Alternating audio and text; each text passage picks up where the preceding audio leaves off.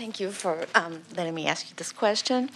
In February, I was reading Ask and Is Given, and I started having this vibration in my nose. And I'm going, at first I thought, oh my God, I'm stroking out. This is going to be a stroke. And so... Interesting, isn't it? That when you have a physical sensation, your first thought is something's wrong rather than something's extra right. Did you read in the book, before that happened to you, about Esther's opening and how we began to spell by writing with her nose? Yes. So you can feel how, as you were having this awakening through the book that you were reading, that the nose could be the crack of least resistance for you, since it was the crack of least resistance for Esther.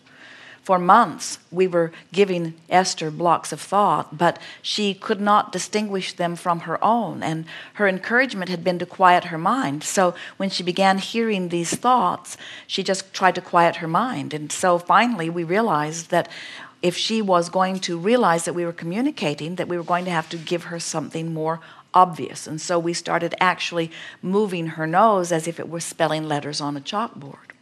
So also, you know how you can move your hand, you can move your foot, you can move your tongue, you can move your head. And so that kind of movement is not so necessary.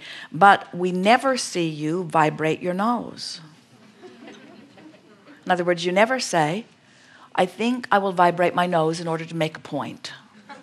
You just don't do it. So when your nose vibrates, you got to know somebody else is the thought behind it, yes? So that's the reason that it happens in that way. For Esther, when we want to get her attention when she's chatting with Jerry and so involved in what she's doing that she can't notice us, we give her an eye twitch. That gets her every time.